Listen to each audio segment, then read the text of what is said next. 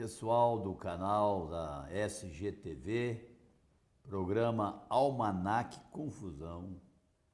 Hoje nós temos aqui uma pessoa super especial, como sempre, e o nosso objetivo é muito ambicioso, porque em 1 hora eu gostaria de mostrar esses 3 livros aqui, ó, escritos por ele.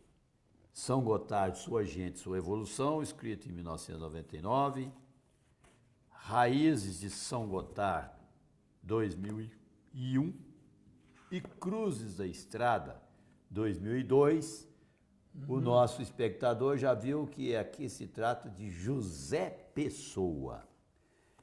Esses são 3 livros que eu vou procurar explorar aqui, né, nessa nossa conversa de 1 hora. E depois, numa segunda parte, quero mostrar ainda mais 3. Desses não vou falar agora não, porque o nosso tempo é muito precioso. E eu vou passar a palavra para ele cumprimentar aí o público. José Pessoa. Posso falar José Pessoa? Claro. Não preciso falar senhor não, nem doutor? Não, isso já foi.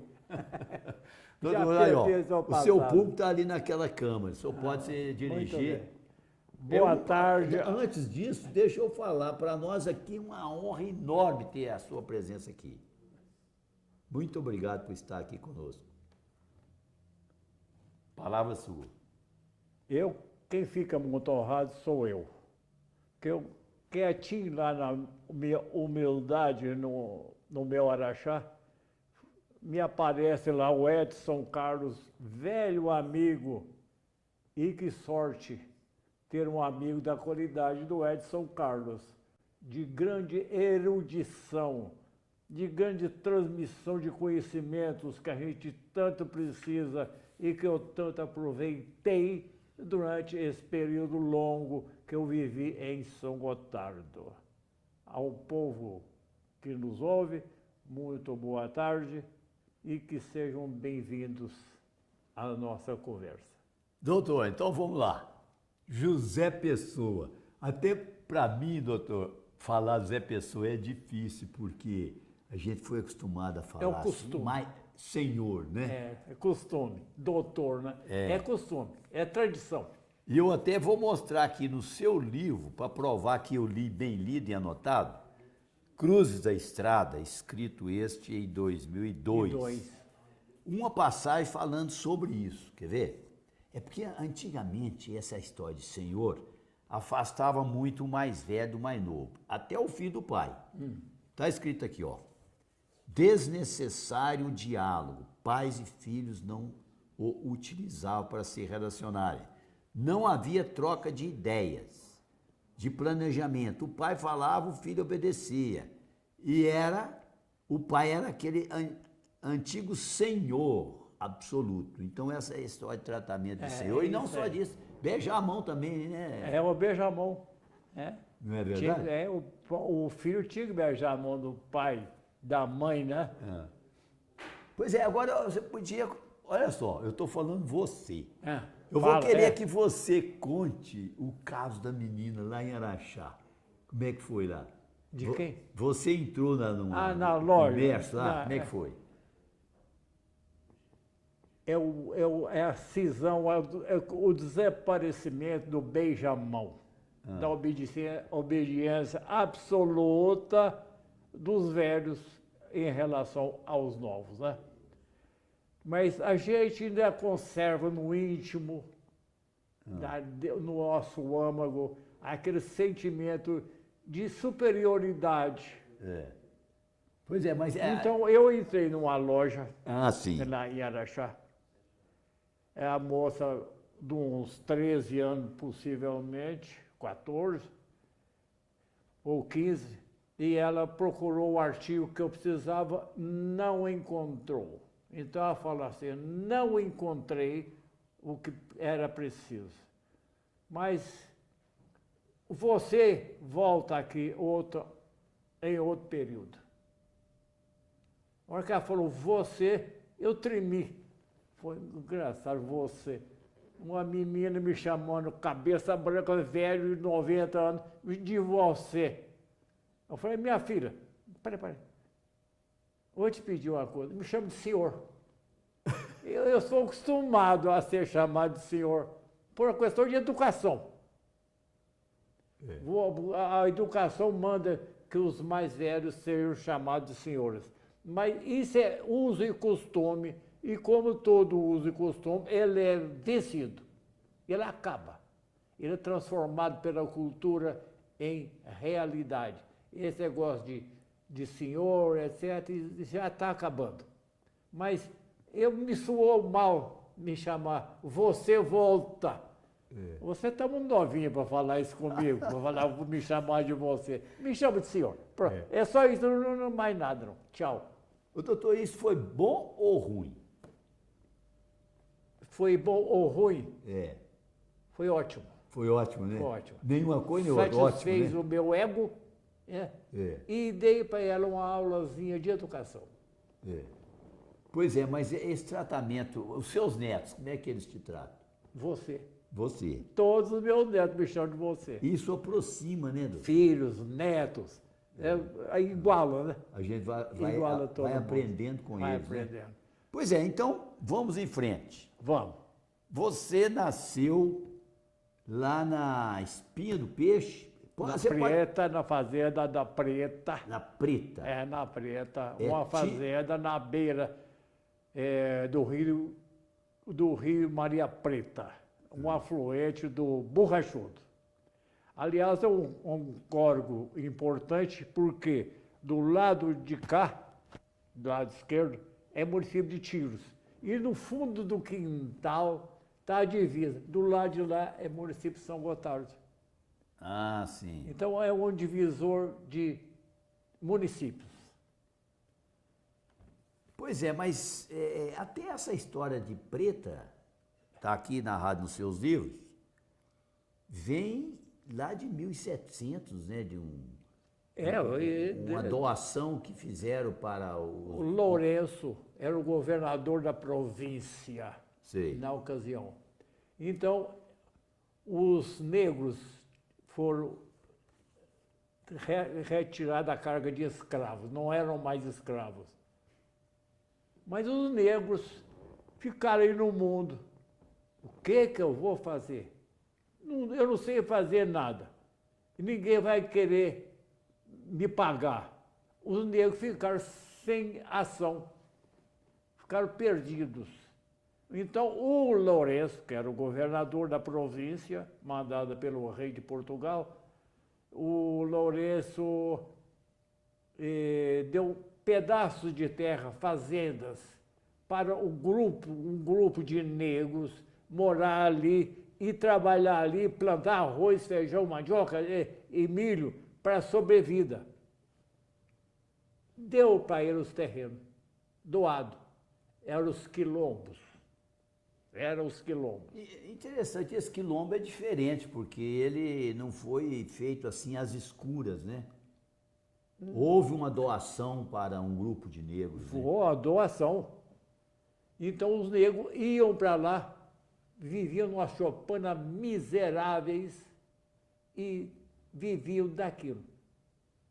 Deviam plantar arroz, feijão, mandioca, etc. Mas não plantavam coisa nenhuma. Eles preferiam passar fome do que plantar. Eles traziam aqueles costumes anteriores de nada fazer, sem iniciativa. Eles não conheciam nada.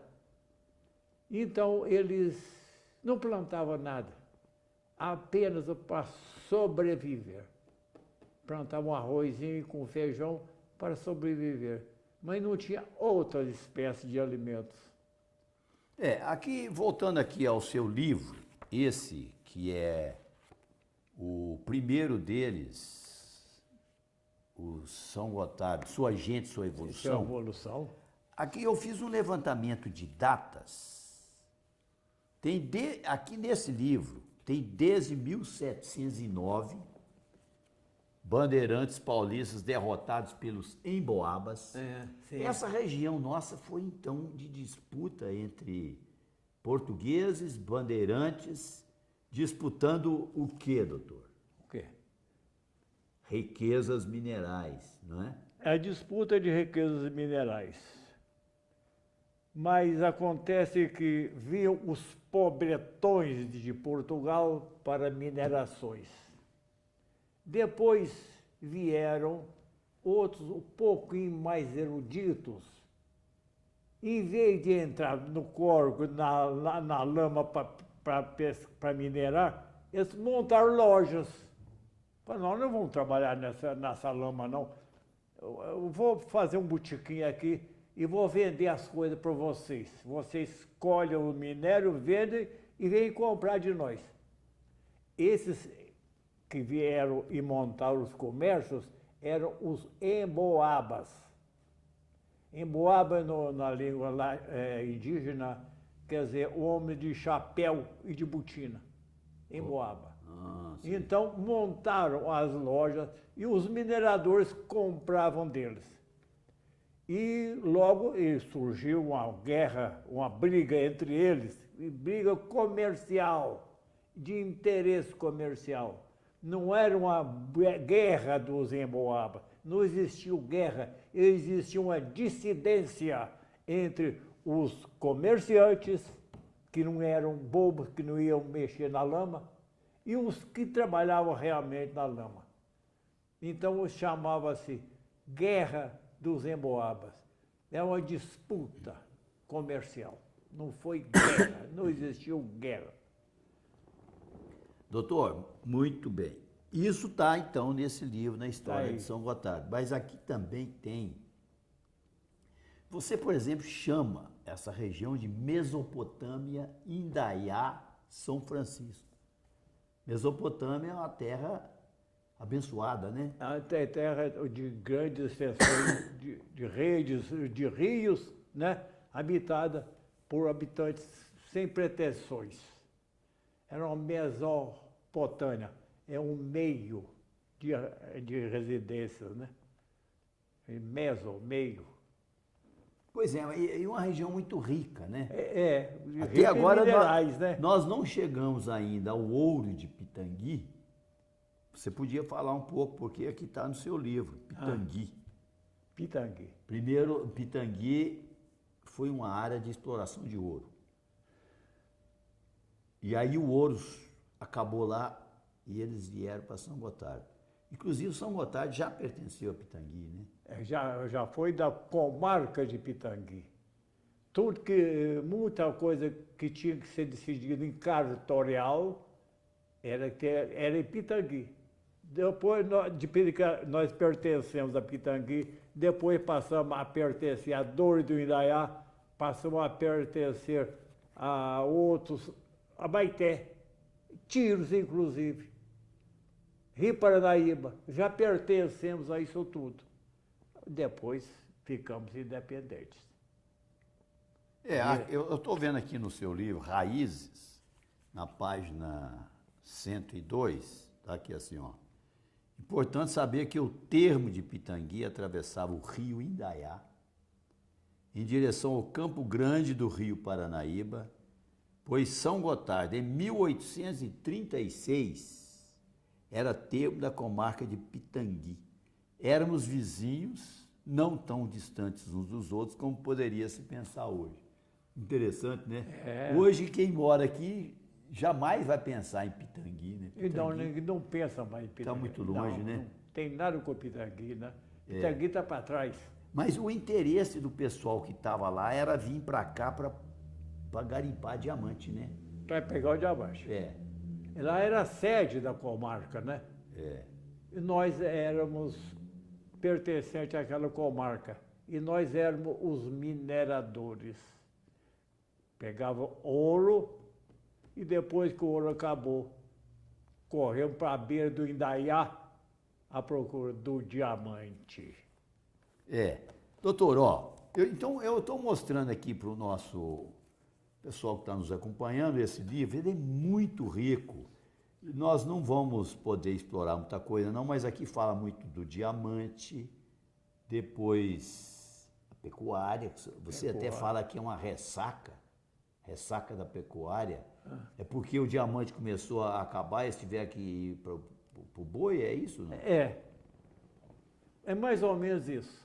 E depois é que veio o café, mas aí já é 1800. Em Mas você 1808 pegou o café.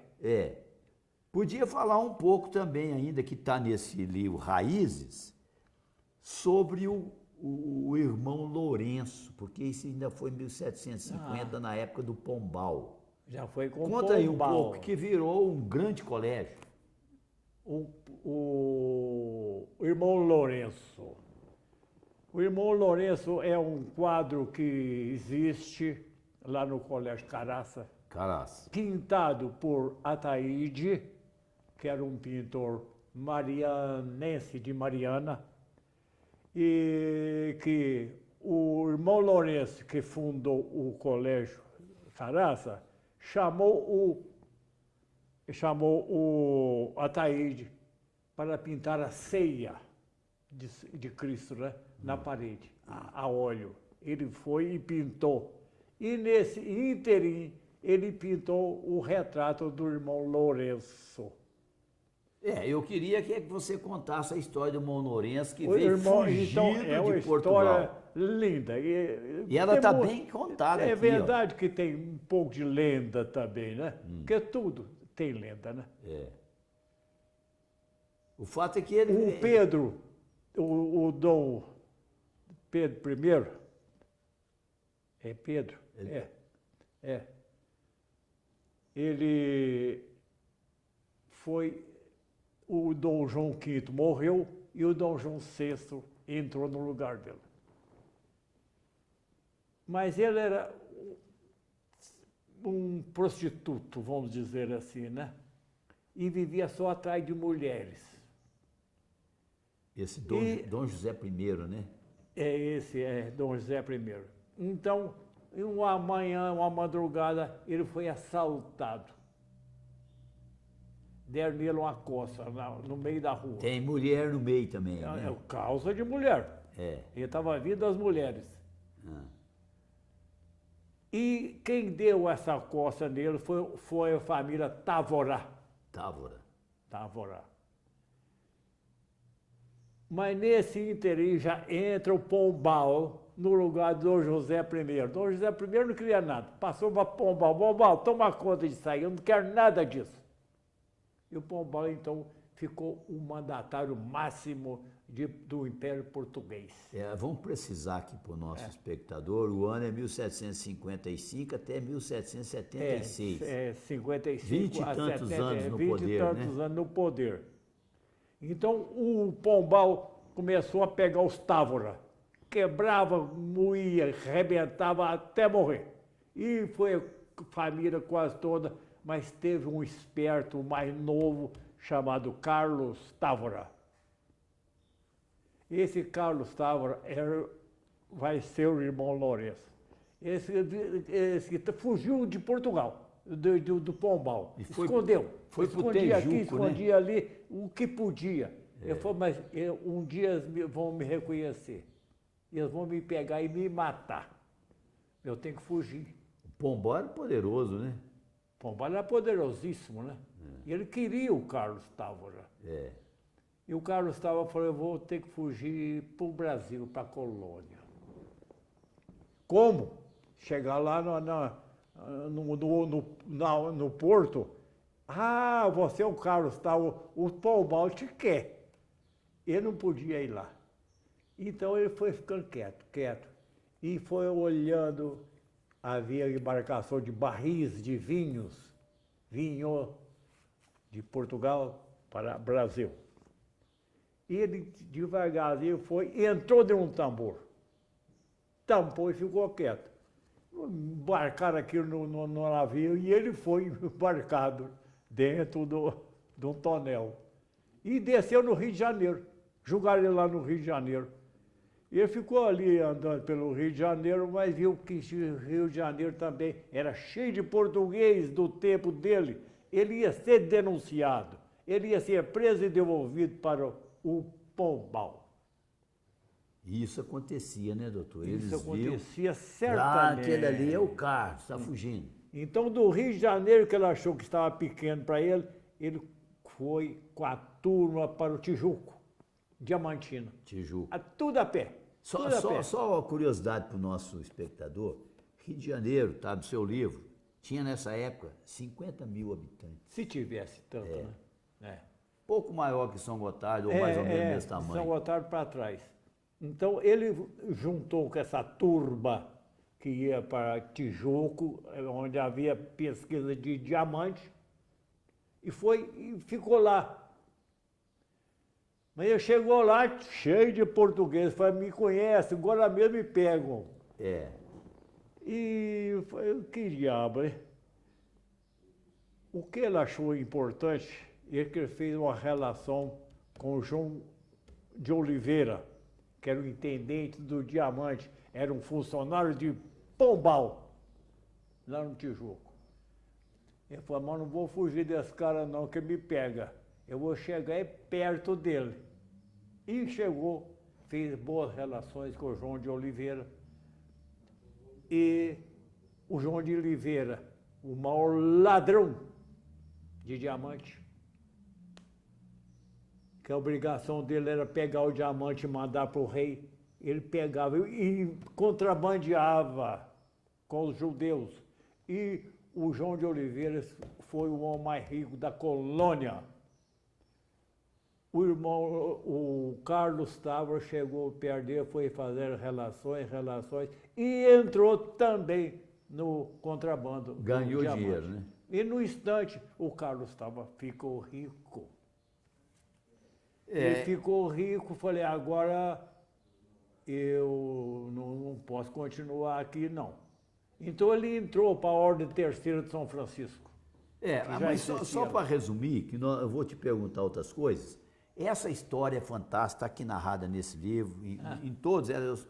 Você repete também em outros livros. A história do Caraça, as coisas mais importantes. que produziu muita Polêmica. muita cabeça boa. Não sei se a gente pode falar que deputado tem cabeça boa, mas de lá saiu muito deputado, presidente, né? Muitas autoridades. Mas eu queria, Zé Pessoa, falar aqui para o nosso público, ó, aqui tem essas histórias. Eu li isso com maior encantamento. Por descobrir a história do diamante, a história do Zebu, que nós não vamos contar agora, que não dá. A fundação do Pio XII nós vamos deixar para o próximo, que é um capítulo também muito importante. Eu queria ler uma passagem aqui que eu achei belíssima. Eu até te pedi autorização para ler a das araras. Posso ler, não? Vai, sim. Eu achei muito bonito. Você quer ver? O caso foi o seguinte, você saiu de... Não sei de onde saiu, de São Gotardo. De Tiros. Porque andou 170 quilômetros para chegar lá no lugar. Lá para atender uma parturiente. Uma parturiente. A mulher ia ter neném. Só que chegou lá de manhãzinha, viajou a cavalo. A canseira toda de manhãzinha, já tinha nascido, aí tudo bem. Aí você sentou e eu vou ler aqui a passagem. Quer ver? Cansado, respirei aliviado e sonolento, assentei-me na praia do rio para um pequeno descanso, e se houvesse descuido dos companheiros, até para uma soneca. E foi nesse alvorecer, sob uma brisa ainda fria, que vi uma das coisas mais bonitas já a mim oferecidas pela natureza, e que para mim era uma novidade. Assentado na praia do rio, observava bandos de araras azuis, de peito alaranjado, voando de palmeira em palmeira, em daiás, babaçus, buritis, numa algazarra indescritível de gritos, mas que eu sintonizava como uma sinfonia emitida por uma orquestra de viventes livres em máxima felicidade. Nunca vi um bando de araras integradas à natureza. Fiquei tão embevecido com aquele espetáculo que acabou o meu sono de uma noite mal viajada. As coisas, para serem belas, não precisam ser suntuosas. Basta que se tenha olhos sensíveis para vê-las, principalmente em relação à natureza.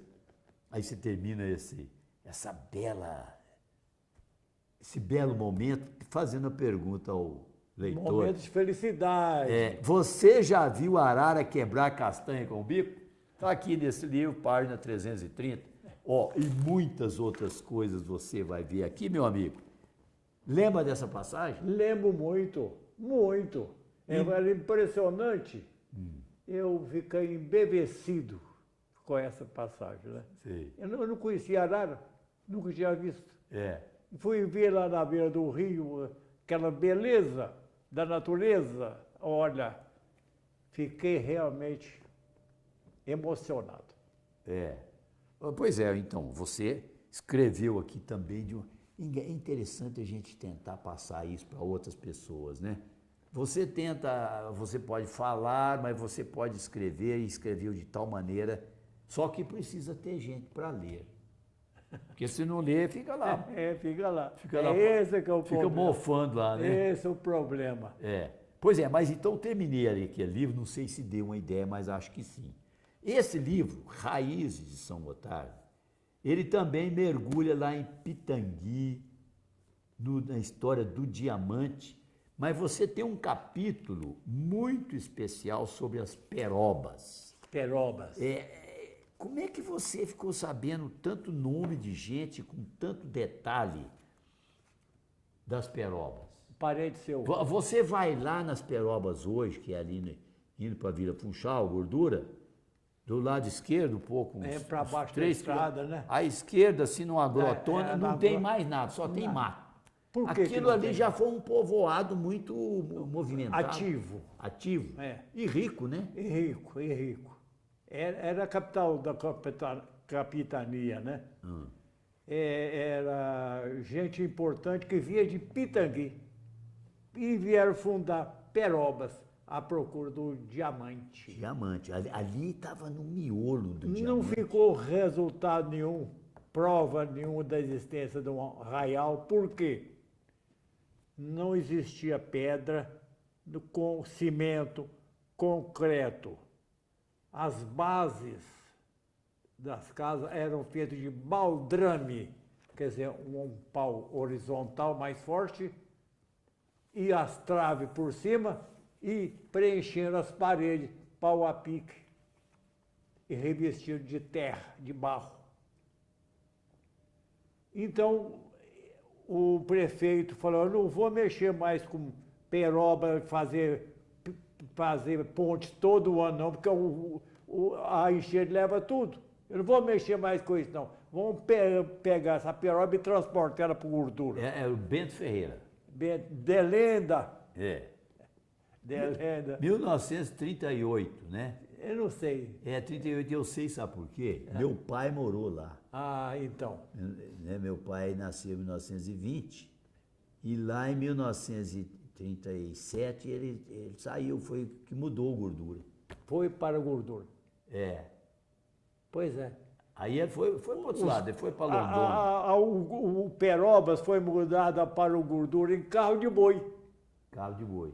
Não ficou na prova nenhuma, porque não tinha pedra, não tinha licença, não tinha nada, era madeira. Arrancava madeira, levava madeira, não ficava nada. Então, esse era o problema. Exatamente. Agora, essa história de Perobas, ela ainda vai ser contada com muito detalhe. Você aqui, fantástico, o seu informante, você falou quem que é o informante? O importante meu parente. É o seu tio. Lazito. Você fala Lazito. Né? O Lazito. O Lazito foi de uma importância capital para a feitura desses livros. Porque ele sabe tudo, sabia de tudo. Ele tinha uma memória fantástica e ele viveu aqueles problemas e me transmitiu aqueles conhecimentos. Exatamente. Com o nome das pessoas e etc. Onde estavam os Moratos.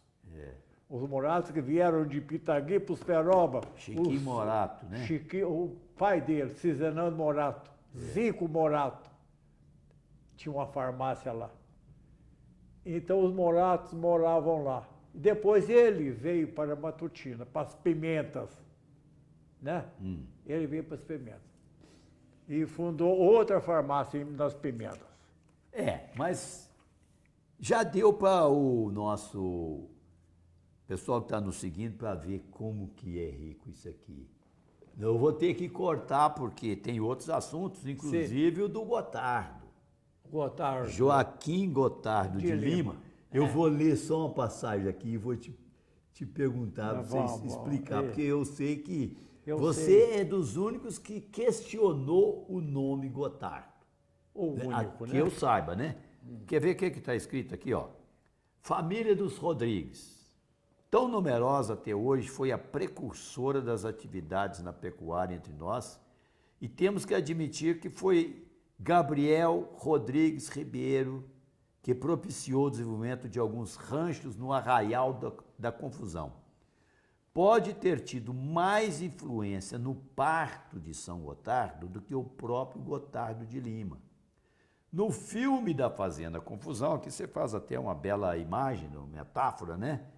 No filme, o Gotardo fazia apenas uma ponta participante em 100 vezes e 100 voz. Explica para nós isso aí, porque está questionando o nome São Gotardo. Porque algum professor, qualquer coisa, falou que Gotardo chamava Gotardo por causa do Gotardo de Lima, que fundou o São Gotardo. Mas, na realidade, não existe nenhuma citação de que ele foi realmente o fundador de São Gotardo. Não existe nenhuma prova cabal que ele tenha participado na fundação de São Gotardo. Esse Gabriel tem muito mais influência do que ele. Mas como alguém falou que foi Gotardo, então eu chamo São Gotardo, lançaram isso sem nenhuma prova empírica, nem sem nenhuma comprovação. Então, ninguém prova que foi Gotardo que fundou São Gotardo. O livro do seu Juquinha Carneiro, você conhece o livro Conheço dele. O livro dele. Ele cita, ele fala da família, que eles saíram, foi para São Paulo, acho que para Franca, e tem para Franca, vários músicos entre os Gotardos, mas aqui mesmo não ficou nada, né? Ficou nada. Não deixaram nada para trás. Aqui você fala que ele ficou por aqui 9 anos, um período de 9 anos, perante a lentidão do desenvolvimento das populações, é muito pouco. Porque naquela época era tudo muito lento, né? 9 anos não era nada. Não era nada. Pois então isso está aqui nesse livro. Ó. Você pode ler, vai aprofundar muito essa história. Não foi o do Gotardo que fundou o São Gotardo. Aqui também, olha, você fala muito bem aqui do Ambrósio e fala aqui dos escravos. E tem uma passagem aqui que eu fiquei muito impressionado. É uma citação do padre deputado Pedro Maciel Vidigal. Os escravos eram marcados a ferro como os burros e os bois, presos a correntes como cachorros, vendidos nas praças como cavalos, porcos e cabritos, submetidos a trabalhos forçados como jumentos, perseguidos, feridos ou mortos como feras. Uma coisa terrível, né, Dona? Como é que se tratava assim objetos, os seres humanos? Não eram seres humanos, eram objetos. Reduzidos a objetos. Mandados. O seu subtítulo aqui é Uma História de Barbaridades. De barbaridade. E aqui é a história do Quilombo do Ambrósio, aqui pertinho. Tudo tem a sua história, né? Por exemplo, o prêmio Nobel. O Nobel deixou uma fortuna que ele, em testamento, dirigia para os grandes cientistas, literatos e descobridores da história. Era um prêmio. Então, muita gente começou a trabalhar nesse afã de pegar esse dinheiro. Então, ele fundou uma universidade de excelências. Gente importante, só gente importante, que era literatos, cientistas e de toda a natureza. Ele fundou uma universidade, todo mundo trabalhando naquela universidade. Então, a Universidade de Nobel, que se poderia chamar assim, mas não foi chamado. Ele nem foi reconhecido como um grande homem. o Nobel passou despercebido pela história, a não ser eventos que ele participou e foi de grande importância neles. Doutor, olha, mas tem mais coisa nesse livro, tem mais coisa. Esse livro, cada livro tem a sua marca registrada. Desse aqui são os nomes de ruas. Nome de ruas, Aqui de São Gotardo. Eu anotei aqui, até não, aqui eu não contei não, mas são muitas ruas aqui, Rua Coronel Fonteboa, Frederico, Dom Silvério, e aí você vai explicando um por um, inclusive o Lipran de Melo. O Lipran de Melo devia ser muito seu amigo, né? Devia ser? O Lipran de Melo devia ser muito seu amigo. Muito. Porque você cita ele várias vezes como o cancioneiro de São Gotardo, né? Mas aqui, antes disso, eu quero ler aqui uma implicância sua, não sei se eu posso usar essa palavra, talvez melhor uma crítica... Conexão. Uma crítica construtiva a respeito de toponímia. Porque o livro é de topônimo, nome de rua, de lugares, né? Aí você fala assim, ó, deve-se dar um brado de alerta contra o extermínio sistemático de nossa antiga e tradicional toponímia e não permitir que os nomes de nossos amigos, lugares, atores sejam desprezados. Aí, e mais na frente fala assim, olha, também baseado na construção histórica de nossa cidade, muitos nomes de nossas ruas deveriam sofrer uma reavaliação. Então são duas coisas. Muitos nomes são mudados sem razão, como por exemplo, se você pensar em São Gotardo, Cargueiro, chamava-se Cargueiro, tem uma história por trás. Capelinha, tem uma história, Papagaio, mas muda os nomes, né? E, por outro lado, alguns que não têm sentido nenhum, um deles chama-se Praça 14 de Julho. Lembra da Praça 14 de Julho? Lembro. Qual que é a sua implicância com a praça? Eu não lembro mais, é a política do totalitarismo, né? É do Getúlio. É do Getúlio. 14 de julho é a data da promulgação da Constituição de 1934. Que você fala que ficou engavetada. Ele mandou fazer e quem fez foi o Chico lá de Dor de Indaiá. Chico, esqueci. Ele fez a Constituição em 24 horas. É o Chico Ciência, né? Eles falaram que é o Chico Ciência. É Chico Ciência. Mas o Getúlio, em vez de seguir aquelas normas republicanas, ele engavetou aquilo. Que nada, eu que mando nessa porcaria sou eu. Eu que mando, eu que sou dono. Não vou obedecer lei de ninguém, não. Pronto. É onde aparece o nome de uma rua aí que não existiu razão de ser. Você não achou ela aí? Aqui, ó, da Praça 14 de Julho, tá aqui, ó. Acabou de ver o valor da Constituição de 34. Essa Constituição continuaria na gaveta por 8 anos. Quando o Getúlio foi deposto, acharam a cópia da Constituição em sua gaveta já amarelada, cheia de anotações, vários resultados de jogos de futebol, datas de shows das irmãs cantoras Linda e Isaura. E o nome de um tal Gregório, mas não vamos falar desse Gregório, né? Mas não é engraçado isso? E a nossa Praça do Correio chama-se 14 de Julho. Continua até hoje, Praça 14 de Julho. 14 de Julho, não mudou. Não mudou. Agora, e tem a Pinheiro Machado também. Essa que é a Pinheiro Machado que eu queria te falar. Quem que foi Pinheiro Machado? Mas perguntava para ninguém dava notícia desse tal de Pinheiro Machado. Consultaram fontes, em muitas fontes, nada. Até que foram na Câmara dos Deputados e saber quem é esse deputado.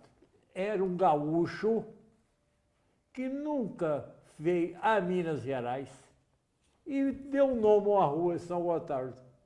Porque é uma rua importante, né? Rua importante.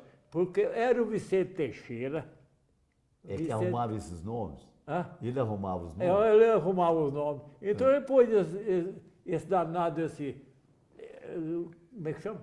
Pierre Machado. Pierre Machado, que nunca veio em Minas Gerais. Por que que deu o nome de rua em São Gotardo? Mas continua. É difícil mudar o nome de uma rua, né? José Pessoa. Ah, Sempre tem um agente histórico por trás, não tem? Alguém que fez, né?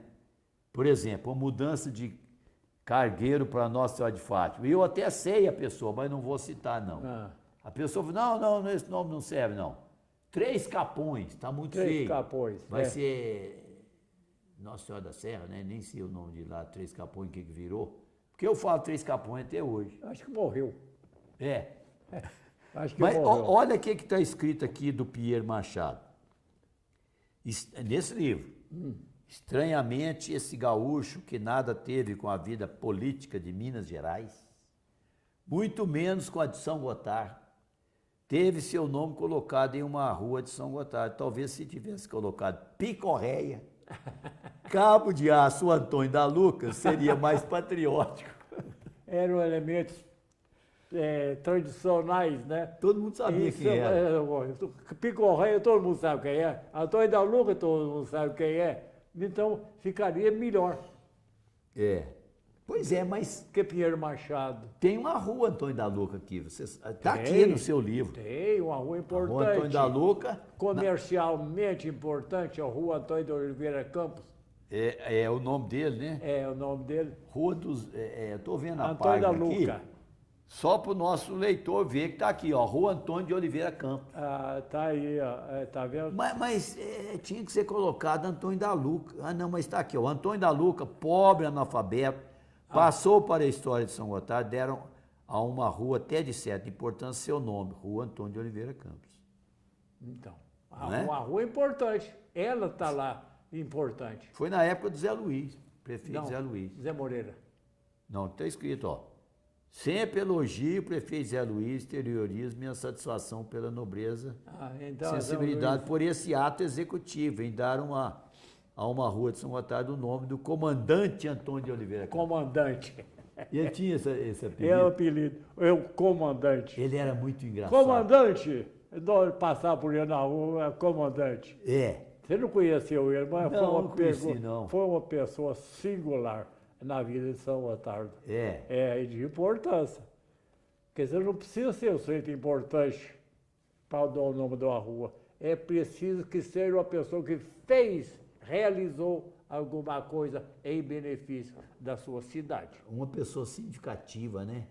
Que ele tivesse tinha, né? feito alguma coisa, né? É. E o Antônio da Luca, pela popularidade dele, pela simpatia dele, mereceu por parte do prefeito a preferência para dar nome a uma rua. Pois é, mas então, pessoal que nos acompanha, esse livro, escrito aqui pelo meu amigo Raízes. José Pessoa, é um livro precioso. Eu fico até me perguntando por que não lê nas escolas isso, né? Por falar nisso, ainda tem, a edição está esgotada? Está tudo esgotado. Pois é, então precisa, quem sabe, já pensou as escolas de São Gotardo, todo mundo lendo seus livros, porque eles são... Mas são- ninguém quer saber disso, não. Ué, mas eu estou mostrando que é muito interessante. É muito Ainda interessante. tem mais. Mas não tem ninguém para ler, Não acabou não, aqui está Cruzes da Estrada. Cruz da Estrada. Esse é Esse importante. É o terceiro. Sentido É. esse título aí. Então, explica aí o sentido do O título. sentido é o seguinte: Cruzes da Estrada.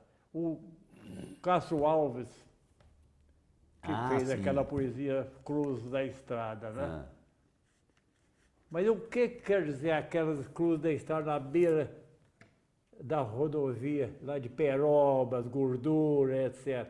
Cheio de cruzes. Era doença de Chagas. Todo mundo morria na estrada. é mesmo?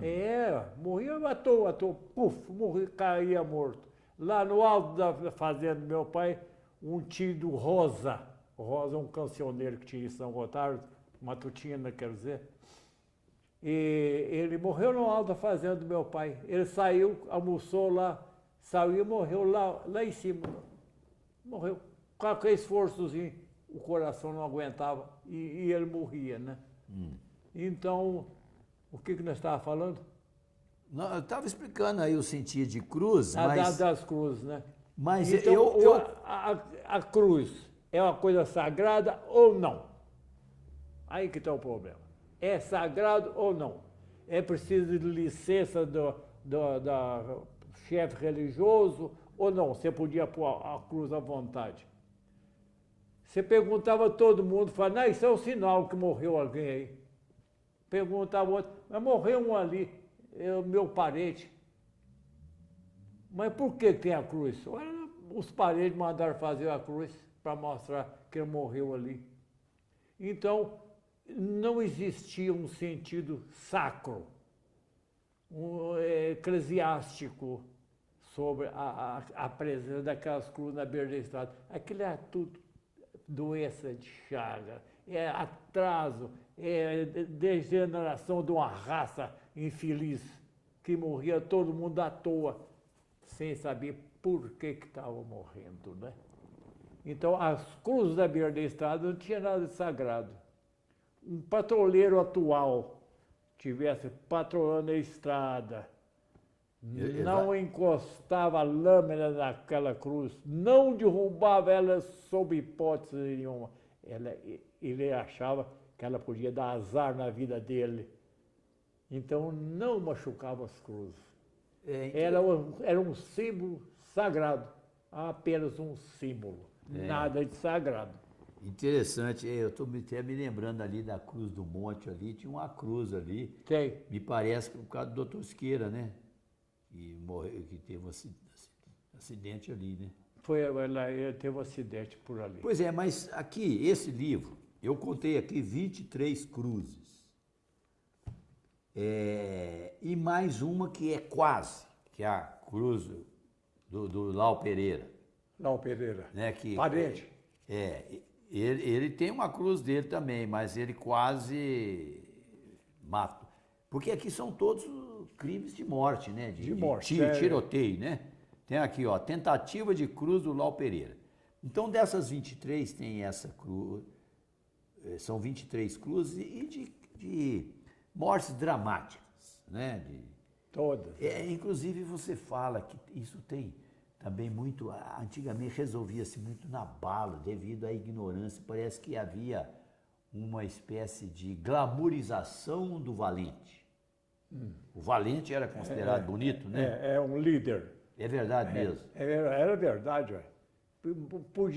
Quem podia mais é quem tivesse mais força, mais autoridade. Quem né? atirava, quem resolvia na bala. Porque não havia punição também, né? Não havia punição. Pois é, mas tem também uma cruz aqui no sentido figurado, que não é uma cruz assim no sentido literal, não. É a cruz do Padre Zequinha. Que história é essa, a cruz do Padre Zequinha? A cruz do celibato. Celibato. Ou a importância de um padre na história de São Gotardo. Tá lembrado? Tô. É um capítulo importante aqui nesse livro. Eu ponho em questão o celibato, né? E o Padre Zequinha, quando foi receber a batina, falaram para ele, ó, aqui, ó, até eu vou mostrar você aqui. vai receber a batina, mas mulher, não. Mulher não. Ele falou, o quê? Mulher não? Falei, mas não. Bom, ele recebeu a ordem de celibato. Mastigou, mas não engoliu. Não assimilou. Não. Tanto que ele teve 3 mulheres. Em vez de uma, ele tinha 3. E tinha vários filhos. E não escondia, né? Não escondia, não. Inclusive, aquela fundação dos... Bento Ferreira. Esqueci. Era o padre, o filho do padre Zequinha, foi o fundador. de umas bombas. O padre Zequinha era sogro do Bento Ferreira. A dona Maria Guiomar é a filha dele, né? Era filha dele. Filha dele. E ele veio para cá em 1920. Não sei se é a data, não. Junto com a filha, né? Com a Maria Guiomar. Ah, Isso está narrado num livro escrito pela filha do Bento Ferreira. está escrito. Eduíge, tem esse livro. Não sei se você conhece o livro. Não. Eu conheço, eu li o livro. E eles contam tudo. Toda a história do padre Zequinha. Né, do jeito que você conta também com muitos detalhes. Como é que você ficou sabendo disso? Foi pelos... Literatura. É. Pela literatura. Conversou também com... E pessoas como o Lazito Souza, sabia muita coisa a esse respeito. Porque você não conheceu o padre Zequinha, não, né? Não conheci, não. Ele saiu daqui em 1943. E eu estava... 43, você estava Tá lá na espinha. Estava lá em Cachoeira do Campo. Cachoeira do Campo, Não é verdade? Ela ficou até 44. Estava em Cachoeira do Campo. Pois é, eu ia te perguntar, nós vamos terminar essa nossa primeira parte, você contando sobre isso. Como é que foi Zé Pessoa, de 0 a 10 anos, brincando na espinha do peixe? Não Porque você saiu daqui com 10 anos. Depois é que eu ouvi falar do padre Zequinha, eu já era formado. Eu Exatamente. não conhecia o padre Zequinha, não. Não conheci. Só história, que é muito importante para a vida de São Gotardo, né? É muito importante. Pois é, agora de 0 até... a escola até os 10 anos, você foi alfabetizado pelo professor... Mário Campos. Mário Campos. E saiu lendo, que é uma maravilha. Ou não? Não. Lendo Você já me contou muito mal. Saiu analfabeto. E só que eu não interpretava o que eu escrevia. É. Eu era analfabeto. Quem escreve, mas não interpreta, é analfabeto, né? É tido como analfabeto. Então, eu saí analfabeto. Sim. Eu fui alfabetizar em Cachoeira do Campo, do Dom Bosco. Lá é que eu fui alfabetizado, realmente. Pois é, e como é que foi a sua? Por que você saiu lá da Espinha, estava muito bem lá, brincando lá com a meninada, com os colegas, saiu e foi para Belo Horizonte? Parece que tem uma história de um primo, né? É um primo meu que era estudante de medicina, que morreu o ano passado com 100 anos. Eu não sei, ele podia ter alguma conversa com meu pai, que eu não fiquei sabendo. Ele chegou lá e falou, Zé, eu vim te buscar para você estudar. Falei, eu? Estudar o quê? Ele estudava, ia estudar em Belo Horizonte. Eu falei, o que eu vou fazer? Meu pai falou, ele vai. Aí falou, tá falado, ele vai. E eu fui. Cheguei lá em Belo Horizonte. Ele, no outro dia, me pôs lá numa sala e foi fazer um teste cultural comigo. Analfabeto. Ele falou. É analfabeto. Não sabe nada. E como é que isso vai entrar para o colégio se não sabe nem escrever nem ler? É preciso dar um manejo nele, um empurrão cultural nele. Vamos arranjar professores para ele. E arranjar professores para mim. De geografia, de português e matemática.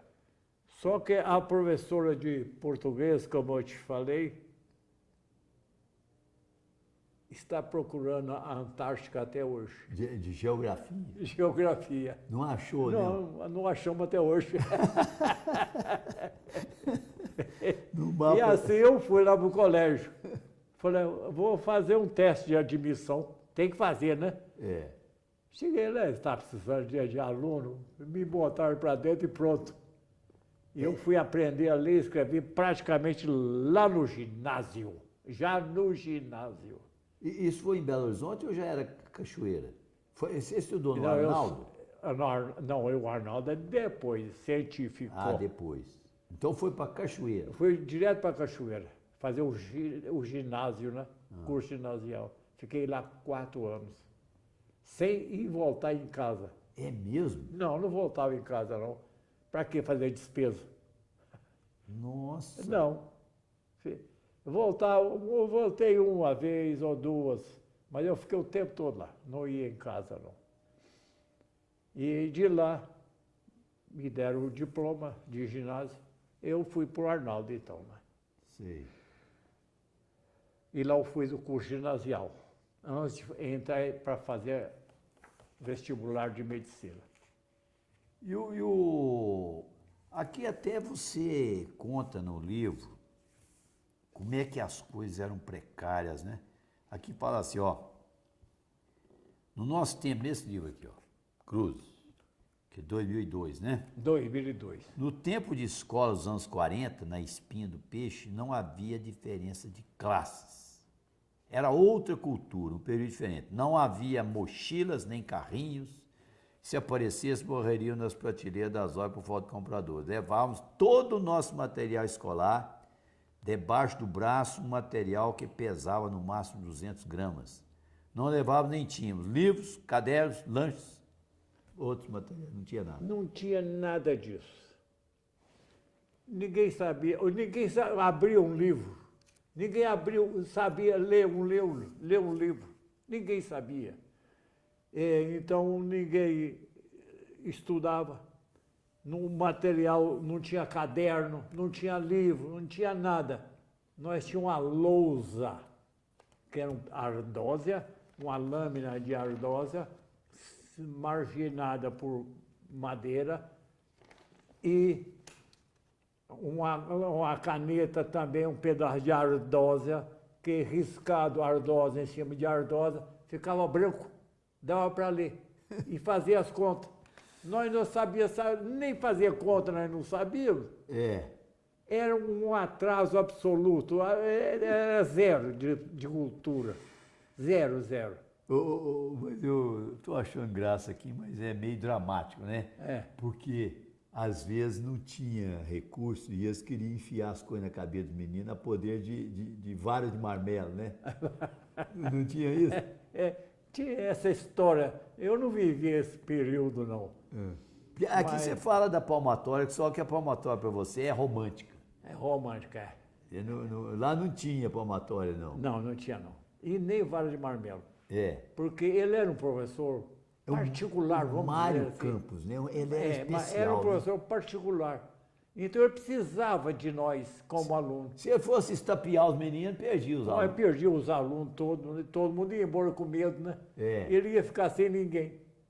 Ele ia ficar sem renda, coitado, já era de uma pobreza absoluta, mas não, ele precisava da gente, de nós alunos, filhos dos fazendeiros, que não tinha outro recurso senão ser submetido aos ensinamentos pedagógicos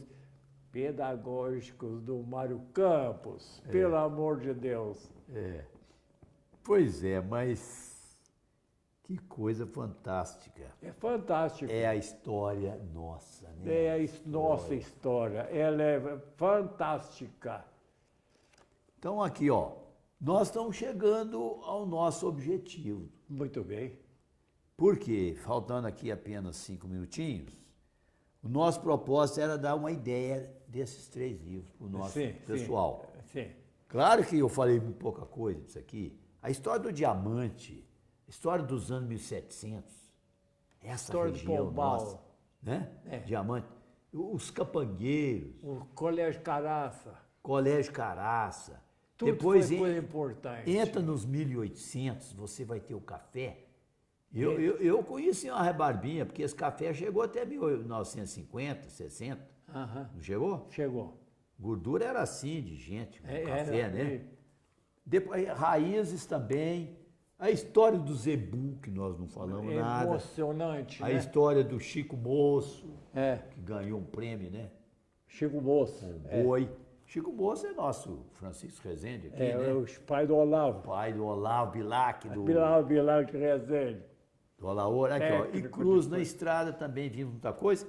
E aqui também tem uma coisa muito importante que não falamos, porque de certa forma é um pouquinho fora do assunto, que é o grande back, lado esquerdo ou direito, que foi o José Pessoa. Futebol, né? Não é back direito nem esquerdo, é central. Central. É. Eu era o back central, ficar na entrada da área. O Levi, que tinha doença de Chagas, mas era meu companheiro de zaga, né? É. Aquele menino, filho esqueci o nome dele. Eu vou ler a escalação do time que está aqui no seu livro. Tá aí. Aqui, ó. O Esparta. Na página 145. Com S, né? Tá aqui, ó. Esmagadora vitória do Esparta sobre o Ferrocarril, campeão de Araxá. Olha aqui a escalação. Pelo Campeonato do Alto Paranaíba, o Esparta está em sua 5ª partida invicto. Não ter dificuldade para bater o Ferrocarril de Araxá, atual campeão. O time do Esparta jogou com... Vou te dar a escalação aqui para você lembrar. Ladinho. Não tem ladinho aqui não. Quer ver? Não Carlinhos, Pessoa, Zé Maria, Fernando. Fernando Joanico. É o Fernando Joanico. É. E aqui vem a linha de frente. Zé de Castro, Levi, Super craque, o Levi Biba, para a esquerda, Biba. Zé Baiano, Zé Baiano, Dezinho e Botões. Zezinho e Botões. Eita, um timão. Era um timão. O Botões está lá vivo ainda, né? Já fizemos, ele teve aqui, Canhoteiro. ó. Ele era o O canhoteiro. jogador de canhota que já teve lá no Esparta, né? É. O Dezinho era um super craque, pequenino. O Zé Baiano era o goleador máximo. O Dezinho arrumava e o Zé Baiano batia a cabeça, fazia o gol, né? E o Zé de Castro era o máximo, era o craque supremo. Ele era bancário do Banco do Comércio, lá com a Aerotídeas, né? E assim como o Botões, também que veio para trabalhar no Banco do Comércio. Era um timão. E nós perdemos o campeonato por indisciplina minha. Eu não vou contar, não. Conta o caso aí, ué. Esse caso seu precisa... Eu fui aqui em Araxá, jogamos em São Gotardo com Ipiranga, e o centroavante que eu marcava, quis me fazer gracinha comigo. Eu falei, eu vou te pegar aqui e te arrebentar. Eu falei, quem é você? Ele falou pra você. Eu falei pra ele, eu vou te arrebentar, viu?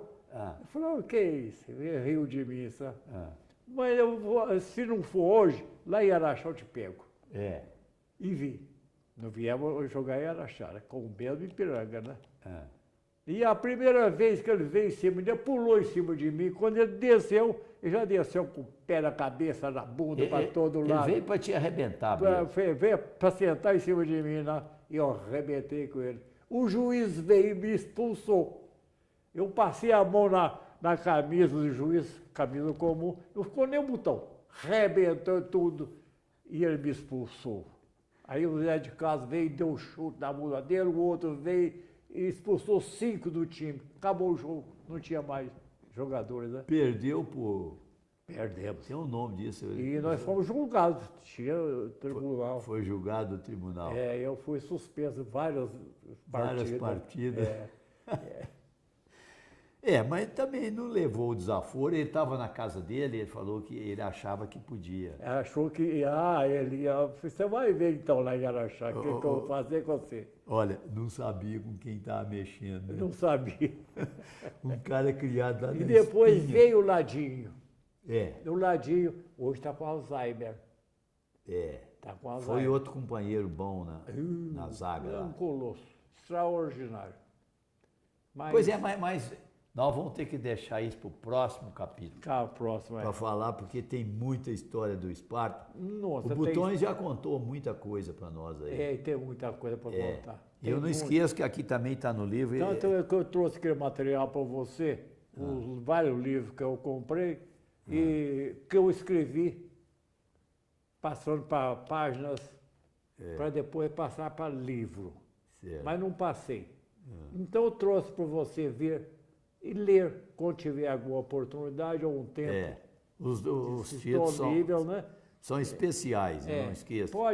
Pode aproveitar muita Pois coisa. é, ó, mas nosso... Os casos, principalmente. Ah, sim, vamos A deixar... Cristiane falou, pai, não esquece dos casos, não. É o casos. melhor que você tem. Tem até um caso aqui de um amigo meu lá do Borrachudo, Zé Quirino. Zé Quirino. Ele falou pra mim, pois eu já dei um drible no Zé Pessoa. Mas é capaz de você não lembrar desse Zé Quirino, não. Eu lembro dos Quirinos. Dos Quirinos Moreno, mesmo. né? Ele falou assim, eu já dei um drible no Zé Pessoa, só que o nosso time perdeu, porque ele disse que foi no campo do Diniz. Lembra do campo do Diniz? Lá em cima. E ele falou só, você chega lá e fala pro Zé Pessoa lá que eu passei um drible nele. Mas isso é muito bom pra gente lembrar e dar risada, né? Pois é, mas o nosso prazo acabou. Pronto, A acabou. nossa produção já mandou Eu ordem. agradeço muito a oportunidade de me comunicar com o público de um modo geral e receber conhecimentos mais vindos de você para mim. E o que é muito importante e muito aproveitável, né? Isso é mais importante. O importante entre os homens é o intercâmbio cultural. Você receber cultura de quem tem mais. Muito bem. Cultura quer dizer energia mental. Pois é. Então, quem tem mais, passa para quem tem menos. Exatamente. Ó, assunto não falta. Inclusive, esse da cultura nós não colocamos, mas ao abordar esses próximos aqui, nós vamos falar sobre isso. Inclusive, a maior caridade que tem. Eu não vou dar spoiler. Deixa para o próximo. Agradeço aqui Zé Pessoa, que me autorizou a falar assim. Eu fico muito honrado com a presença dele aqui. A honra é minha. E nós vamos fazer mais uma rodada. Claro. E agradeço ao público que nos acompanhou. E vai ter mais. Aproveite aí para pingar no nosso Pix, porque esses programas não podem parar, tem que continuar. E também na conta que nós colocamos aí na tela. E muito obrigado e até o próximo. Eu Tchau. fico preocupado de